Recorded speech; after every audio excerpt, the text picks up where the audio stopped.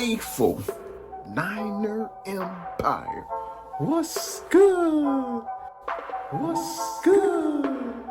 What's good? You know who it is. It's your boy, Jay in the Bay.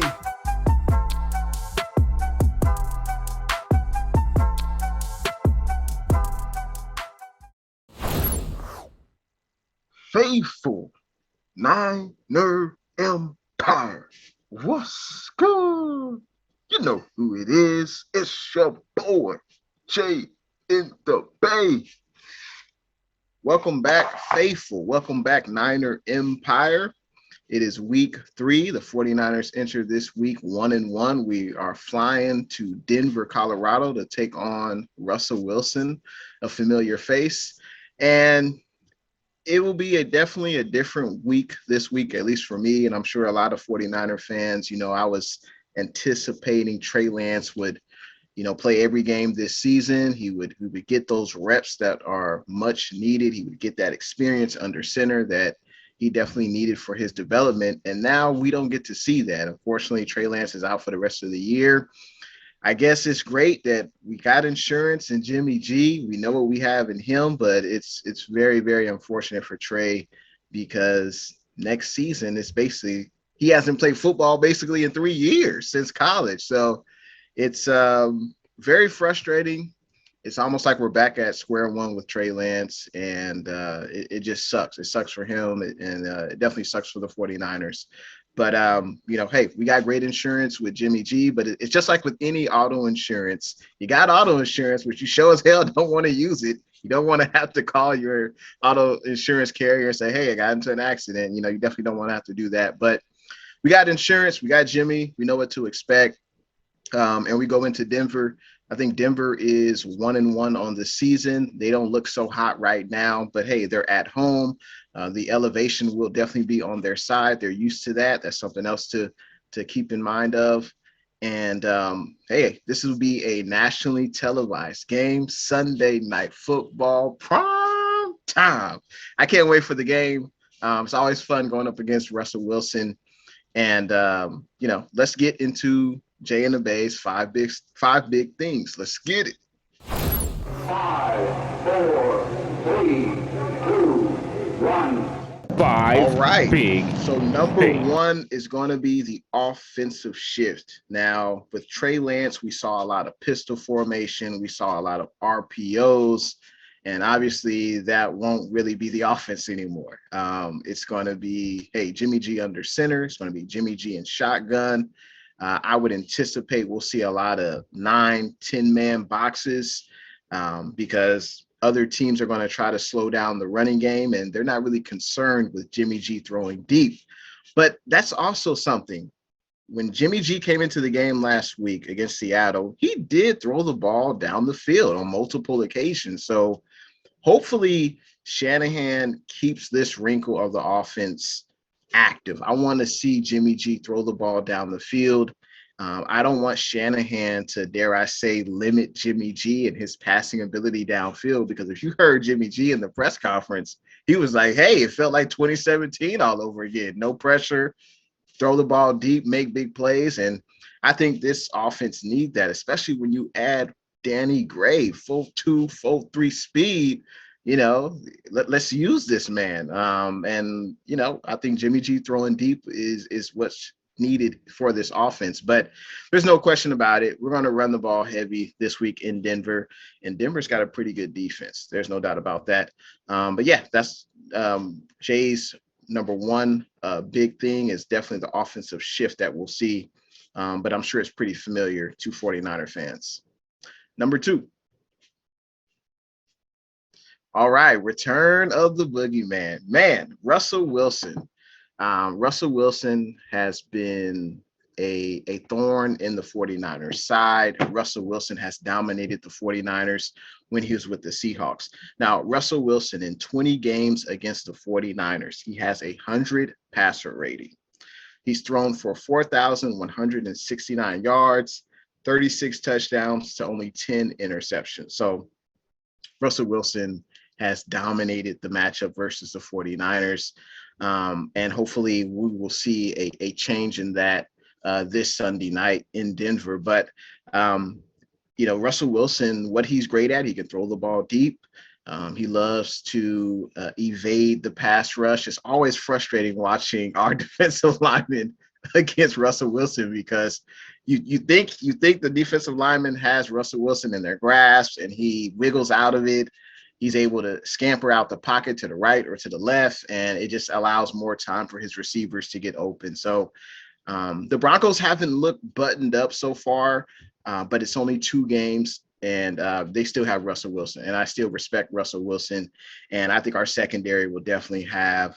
I think it's first real test. There's no doubt Russell Wilson is the best quarterback we would have faced this year, and it'll be another challenge for the entire secondary, but also Talanoa Hufanga, who's been having a hell of a year so far.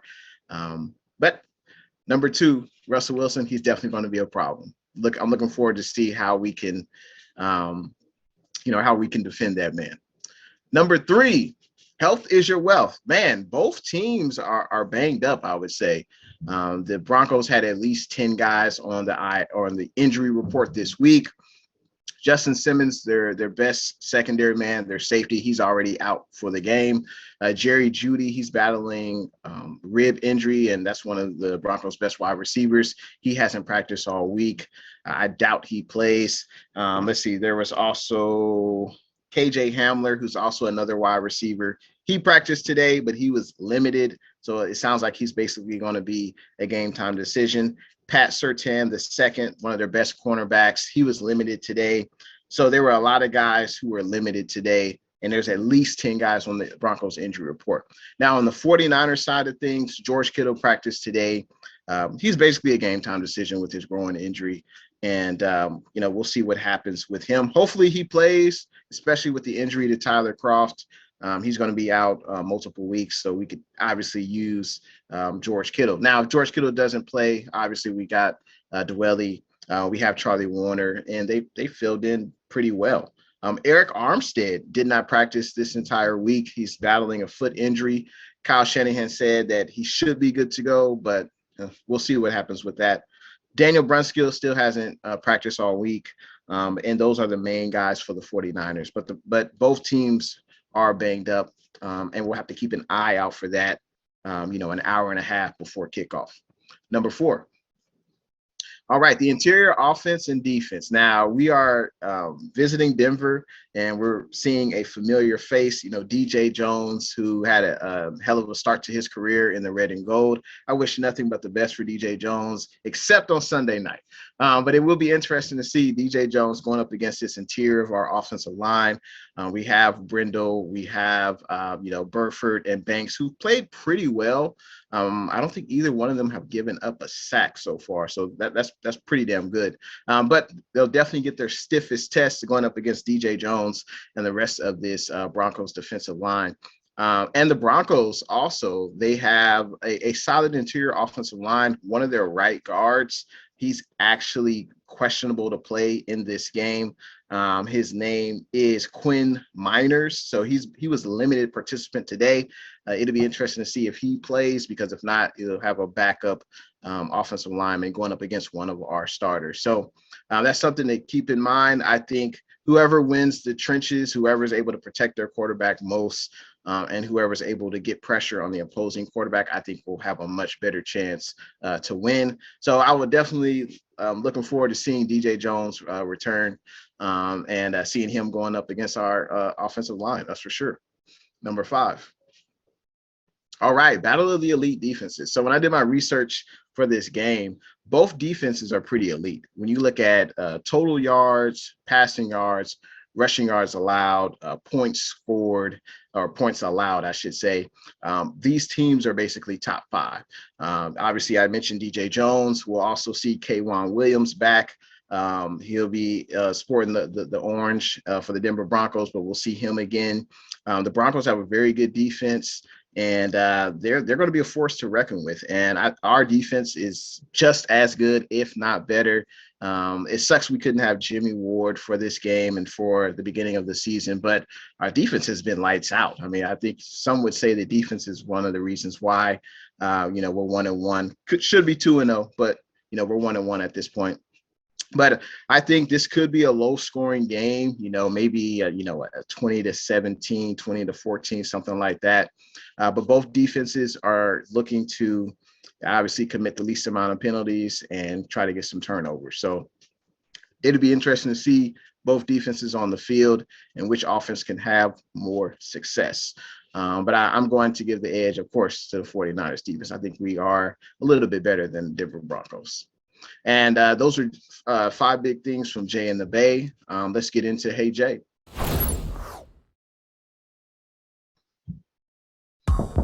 All right, now we're into Hey Jay, where viewers send their questions in to the 49ers Cutback.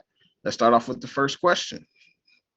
So we got 49er Classic, and he or she is a TCC member. What's good? 49er Classic says, how many carries will Jordan Mason have in the game this week? Now, this is an intriguing question. Jeff Wilson Jr., I think he'll definitely be the starter. He looked pretty good last week against Seattle.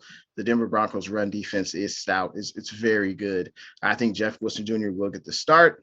TDP, he looked good in action last week, but unfortunately he suffered the high ankle sprain, so he's going to be out multiple weeks. I will say I don't think Jordan Mason's going to get any carries. Now, that may sound crazy, but I think Marlon Mack, he was just elevated to the active roster, and Jordan Mason is used on special teams primarily so far within the first 2 weeks of the year. I would not be surprised if Shanahan will lean on a veteran like Marlon Mack to be the backup to Jeff Wilson Jr. I would love to see Jordan Mason get carries, but I'm going to say he gets none. I'm going to say he's going to stick to special teams, and I think it'll be Marlon Mack and Jeff Wilson Jr. getting the bulk of the carries against Denver. All right, another question from 49er Classic. Will Hufanga play a significant role in the run fit for the game? Absolutely. I mean, I feel that's what Hufanga does best. Now, he has played both roles in the first 2 games of the season. He's played strong. He's played free safety as well, but I think that's where Hufanga is best, basically being an extra linebacker in the box, helping against the run. But there's no doubt he's been making plays all over the field, in coverage. So I'm pleasantly surprised that he's able to make plays in coverage. He's been arguably the best defensive player on the 49ers this year. He's also has an interception. But make no mistake about it, Hufanga will definitely play a significant role in the run game. And the Broncos have a pretty good running back attack with I think it's Javonte Williams and Melvin Gordon. So they've got a pretty prolific attack in the run game, and Hufanga will definitely be needed to shut down that run game. Another question for 49er Classic, man. I appreciate all the questions. He says, what is your opinion on Brindle's play? I think he's been okay. Now, granted, he hasn't given up a sack, but I think he's been solid. He's been solid. I mean, he hasn't played any significant snaps before this season. And he was basically a backup center for the majority of his career, and now he's been thrust into a starting role. So I'm not surprised by his play. I think he's been solid, and I just hope he continues to get better, as well as all the other interior offensive linemen, because one offensive lineman can be great, but you really need the unit to play as a unit. The more they play together, the more they gel, the more they know each other's tendencies, the better they'll be. But I think, Brindle, if I had to give a grade for Brindle's play, I'll probably give it a B- grade for Brindle. All right, we got Jess. What's good? And Jess is also a TCC member. Will Russell Wilson cook? I don't think he's going to cook. I think he's going to microwave. So I think for the 49ers to win this game, they're not going to be able to let Russell Wilson cook. He's just going to have to put that plate, in the microwave and put it on 2 minutes. That's what I would hope for the 49ers in this defense. This defense has been playing really well. We've been able to get after the quarterback. The key is, can we bring Russell Wilson down to the ground? and don't beat ourselves up with penalties. But Russell Wilson will not cook on Sunday night. But I think it'll definitely be a close game, though. That's for sure. Appreciate the questions. Fadeaway J. All right, now it's time for Fadeaway J. And it's the Jimmy G show now. I was hoping we would only see Jimmy G if we saw him this season in spurts. Maybe if Trey was hurt for one game or two games, then we put in Jimmy G. But I was not looking forward to seeing Jimmy G the entire year. And that's because we obviously won't be able to see Trey. And Trey needs these snaps. Trey needs this experience, and now he won't get it. So next year, it'll be back to square one. But we know what Jimmy G will do. I think Jimmy G, he'll make some throws. He's going to miss some throws. He's going to throw some touchdown passes. He's going to throw some interceptions. I mean, it's going to be a roller coaster type season and type game, I think. The elements could definitely affect the 49ers playing in that higher altitude. Obviously, it's harder to breathe out there. And obviously, the Denver Broncos are more acclimated with that weather. So that could play a role. But the game plan is simple. On the offensive side of the ball, we're going to run the ball. I think we'll run it with Marlon Mack and Jeff Wilson Jr. And we're going to try to run it, 30 to 35 times. I think Jimmy will, he'll make some throws. But I think we're going to try to win the time of possession. And on defense, you just have to contain Russell Wilson. Don't let him out of the box. Don't let him make plays like Justin Fields did against us in week 1. Last week, we only had one penalty, which is, that's great. I don't know if that's just necessarily sustainable, but don't have the dumb penalties, don't have the face mask penalties, don't have roughing the passer.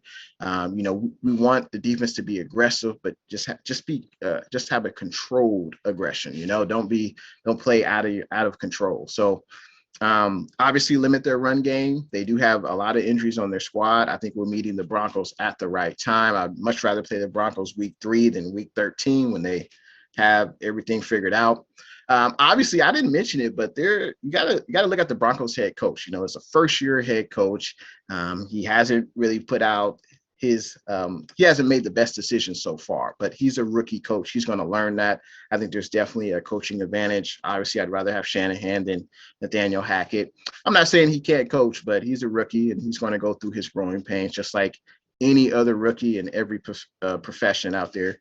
But I think this is a game that the 49ers can win. We just got to take care of business, play button-up football, as I love to say. And I'm going to take the 49ers to win this game 21-17. And I will see you guys next week on What's Good with yours truly, Jay in the Bay. Go Niners.